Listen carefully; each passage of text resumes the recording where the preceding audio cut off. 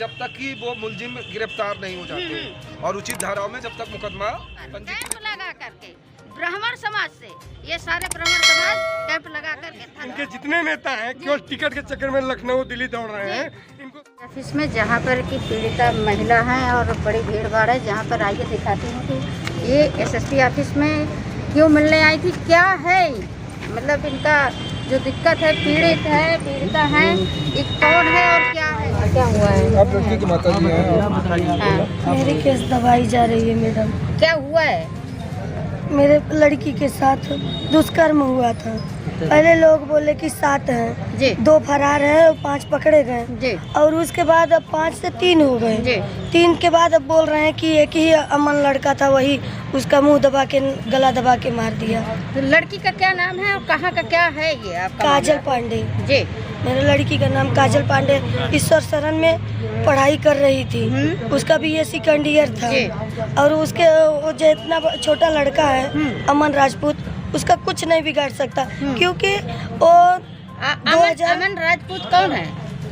मुख्य अपराधी। अरे मुख्य अपराधी वो है जी वही बुक के बहाने बुलाया था कि मुझे बुक दे दो। जी हाँ और बुक लेके गई, फिर घर पे वापस लौट के नहीं आई। आपकी लड़की को अमन राजपूत ने बुक के बहाने बुलाया? हाँ बुक के बहाने बुलाया था और फिर मेरी लड़की रूम पे नहीं आई। 10 बजे मैं अपने लड़की के नंबर पे फोन किया तो उसका स्विच ऑफ आ रहा था। तो मेरे लड़की का तबीयत खराब था तो मैं सोची कि वो दवा खा के सो गई होगी।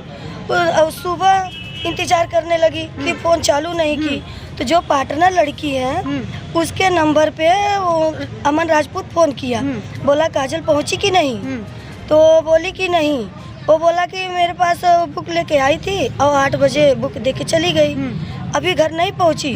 वो बोली नहीं तो मेरे पास फोन की क्योंकि मैं वहाँ तैयार हो रही थी कि अब जा रही हूँ, उसको तबीयत खराब है, मैं दवा दिलाने जा रही हूँ। और तब लड़की फ़ोन की और लड़की के फ़ोन के आधार से मैं वहाँ तुरंत आई। मैं बोली कि तुझे कैसे पता और क्यों नहीं शाम को बताई? तो लड़की आपको फोन की थी कि मेरी तबीयत खराब है? मेरी लड़की तो तबीयत खराब है। उसके 10 मिनट क्या आधा घंटा पिछले वो जाके दवा लेके आई तो इसलिए मैं विश्वास कर गई कि वो दवा खा के सोई है। ये बोले कि चलो शाम की चलो, उसका तबीयत खराब है, उसको दवा दिला देते हैं अच्छे से। तो मैं बोली कि दवा खा के सोई है अभी और सुबह चलेंगे। सुबह फ़ोन नहीं चालू हुआ उसका। तो पार्टनर रूम वाली जो लड़की है वो बोली कि चाची मेरे पास फ़ोन किया। मैं उसका वो कुछ नहीं सुनी। मैं बोली कि मेरी काजल फ़ोन क्यों नहीं चालू किया, क्यों उसका स्विच ऑफ है? तो बोली कि चाची वो छत पे बर्तन धो रही है। अच्छा मैं बोली कि चलो बर्तन धो रही है तो चल के बात कराओ। तो बोलती है कि ठीक है, फ़ोन काट दी। फिर मैं फ़ोन की तो बोली कि बताई नहीं, चली गई मार्केट। और मार्केट जब फिर बोली कि चलो जब वो आएगी तो मिस कॉल देना। तो उसके बाद मैं फ़ोन पे फ़ोन करते जा रही हूँ तो क्या बोली कि मैं तुमसे नहीं बोलूँगी, चाचा से बोलूँगी। अच्छा रुको मैं चाचा को लाइन में ले रही हूँ। तब इनके पास फ़ोन की, उनके पापा के पास काजल के। तो मैं मेरा फ़ोन काट दी तो मैं इनके पास फ़ोन की, फिर नंबर लेके मतलब लाइन में लिए और सुनाने लगे कि बोले कि शाम को बुक देने गई थी, चाचा अभी आई नहीं। ठीक है, अमन से और काजल से मतलब था और उस लड़की से मतलब नहीं था। तो कैसे पाया अमन राजपूत उसका वो नंबर जी ब्रीचा का कि पूछा तो मेरे पास शाम को फ़ोन कर देना चाहिए था ना, क्योंकि इतना नियम जानती हूँ मकान मालिक का 8 से 9 बजे तक भर में गेट बंद हो जाता है। तो मकान मालिक को बोलना चाहिए था ना कि काजल अभी नहीं आई, गेट बंद हो गया, 8 बजा 9 बजा 10 बजा पूरी रात बीत गई, बोलना चाहिए था ना, वो भी नहीं बोली।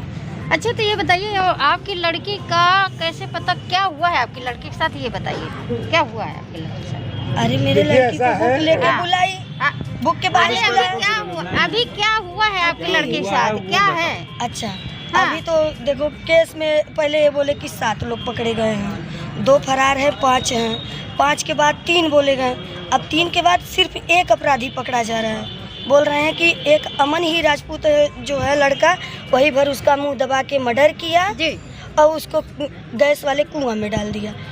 और मेरी लड़की आपसे लंबी थी और उसके 2012 से मैं बाग में जाके बैठ के उसको दौड़ाती थी, सब कुछ उसको सिखाती थी क्योंकि मोबाइल में जब से क्या नाम है आपकी लड़की का? काजल पांडे। काजल पांडे। मैं आपको बताना चाहूँगी जहाँ पर कि मैं अभी जो समझ पाई हूँ केस के बारे में, ये है, क्या नाम है आपका? रीता पांडे जी है। इनकी लड़की काजल पांडे, उनका मर्डर हुआ है। मर्डर के साथ मतलब उसके गैंग रेप हुआ है, जहाँ पर इनके साथ ये बता रही है कि हम न्याय नहीं पा रहे हैं। जहाँ एक लड़के को बताया जा रहा है, लड़का जो कि किताब के बहाने बुलाया है फोन करके, लड़की यहाँ से जाती है और उसका ही नाम लगाया जाता है। क्यों? कि वही मारा है। और माँ का कहना है एक लड़का नहीं मार सकता है, इसमें कई लड़कों का हाथ है। ऐसा है? कई लड़के का हाथ है, क्योंकि मेरी लड़की मेरे से लंबी थी और सब उसको तरीका मालूम था। आर्मी की तैयारी। हाँ भाई, आर्मी की तैयारी कर रही थी। उसको अब बताइए, लड़की आर्मी की तैयारी कर रही थी, वाकई में अपना सुरक्षा तो कर सकती है एक लड़के से। तो जहाँ पर इनका कहना है और मानना भी है कि लड़का एक नहीं था मरने वाला, जहाँ पे 4-6 लोग रहे होंगे तब उस लड़की को मार सकते हैं। अभी आप एसपी ऑफिस आए हैं तो क्या हुआ, क्या कर रहे हैं? तो समझा रहे हैं, बोल रहे हैं कि पूरा कार्रवाई होगा। उन्होंने आश्वासन दिया है 24 घंटे का लिए, 24 घंटे में मुलजिम गिरफ्तार हो जाएंगे और उचित धाराओं में मुकदमा पंजीकृत हो जाएगा। अच्छा। इस बात का आश्वासन दिया है। 24 घंटे में ये नहीं देते हैं तो हम लोग अखिल भारतीय ब्राह्मण एकता परिषद यहीं पे कैंप लगा करके धरना प्रदर्शन करेगा जब तक कि वो मुलजिम गिरफ्तार नहीं हो जाते और उचित धाराओं में जब तक मुकदमा पंजीकृत नहीं हो जाता और इनके परिवार को सुरक्षा मिले। ये हमारी मुख्य मांग थी। इसी में इन्होंने 24 घंटे का आश्वासन दिया है कि हम 24 घंटे के अंदर जो मुलजिम है वो सब गिरफ्तार हो जाएंगे और उनके खिलाफ उचित धाराओं में मुकदमा तरमीम हो जाएगा और हम आपका पूरा सहयोग करेंगे। इस बात का आश्वासन दिया। आश्वासन कौन दिया?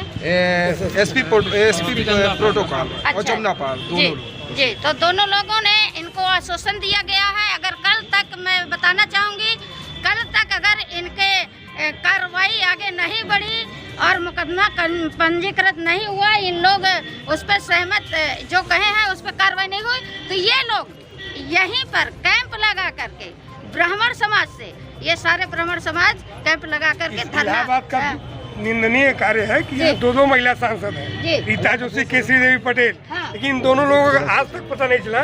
22 तारीख की घटना है और आज 28 तारीख हो गई। दोनों सांसद का आज तक पता नहीं है, जबकि महिला सांसद है।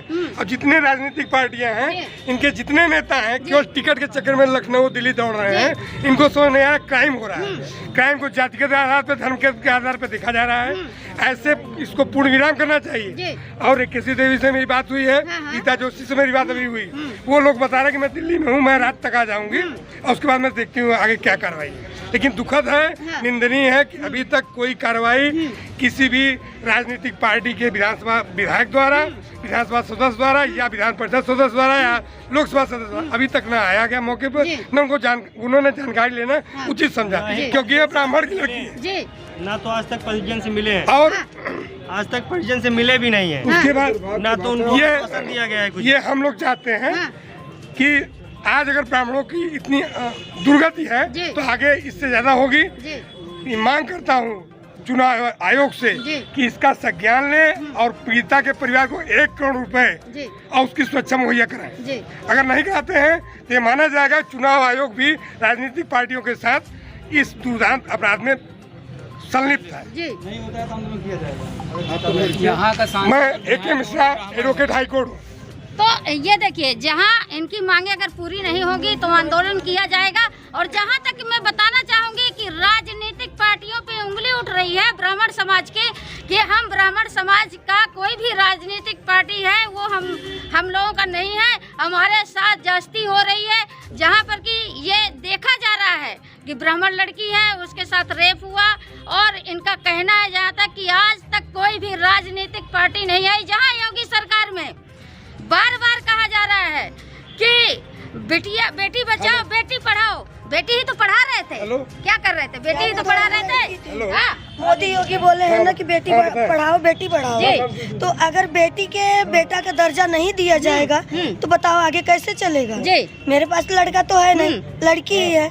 अगर लड़की पढ़ाऊंगी नहीं, आगे बढ़ाऊंगी नहीं तो कौन मेरा सहारा बनेगा? तो बेटी पढ़ाओ बेटी बचाओ। मैं यहाँ कहना चाहती हूँ कि बेटी तो इन्होंने पढ़ाया, बचाएगा कौन? बेटी भी चल सकती। मैं यही कहना चाहती हूँ कि बचाएगा कौन? कैसे बचेंगी बेटियाँ? पढ़ने आई थी बुक का, जहाँ पर ये हो रहा है कि उसने किताब मांगी और देने गई, बीच में ही उसका रेप हो जा रहा है। रेप करता कौन है? उसका जान लेने वाला कौन है? यहीं से मैं आपको बता रही हूँ कि बड़ा आंदोलन करने के लिए ब्राह्मण समाज तैयार है। अगर इनको कार्रवाई नहीं हुई तो ये लोग बड़ा आंदोलन करने के लिए तैयार हैं। जनपद प्रयागराज में एसएसपी ऑफिस में बड़ा आंदोलन होगा। जनपद प्रयागराज में 48 घंटे का समय हम लोगों ने दिया है। 48 घंटे के अंदर कोई कार्रवाई नहीं करते हैं तो प्रदेश सरकार में जितने भी ब्राह्मण सांसद विधायक जो वर्तमान सरकार चला रही है, हम सबका विरोध करेंगे और प्रदेश सरकार को उखाड़ फेंकने का कार्य करेंगे। क्योंकि इस सरकार में ब्राह्मणों ने बहुत ही जोड़ तोड़ करके खून पसीना लगा सरकार को बनाया है, लेकिन आज जिस हिसाब से इस सरकार में ब्राह्मणों की उपेक्षा हो रही है और कहीं कोई न्याय नहीं मिल रहा है। आपके सामने ये वर्तमान में दिख रहा है न। अगर यही कहीं अन्य जात की बेटी होती तो पूरे प्रदेश के नेतागण यहाँ इकट्ठे हो जाते और आर्थिक हर तरह से इनकी सहायता की जाती, लेकिन आर्थिक नहीं है। इनको अभी तक पुलिस सुरक्षा मुहैया नहीं कराई गई है और कोई सांसद विधायक और कोई भी सत्ताधारी दल का कोई भी नेता अभी तक इसके पास उपस्थित नहीं हुआ। ये बड़े ही शर्म की बात है। आज ब्राह्मण समाज को एकजुट होना होगा और हम पूरे प्रदेश में लगभग 20% है और हमारे बिना कोई भी सरकार नहीं बना पाता। और चुनाव के समय सब चाहते हैं कि हमें ब्राह्मण वोट मिले, लेकिन जब ब्राह्मणों पर जब इस तरह के संकट आता है तो कोई खड़ा नहीं होता और कोई भी अपने को ब्राह्मण कहलाना पसंद नहीं करता। तो क्या ऐसा अगर आपको न्याय नहीं मिलेगा तो क्या करेंगे इस बार चुनाव में? हम लोग सरकार का विरोध करेंगे क्योंकि इस सरकार को हमने बनाया है, तो जिसको बनाया है तो उसे हम उखाड़ फेंकने का भी कार्य करेंगे।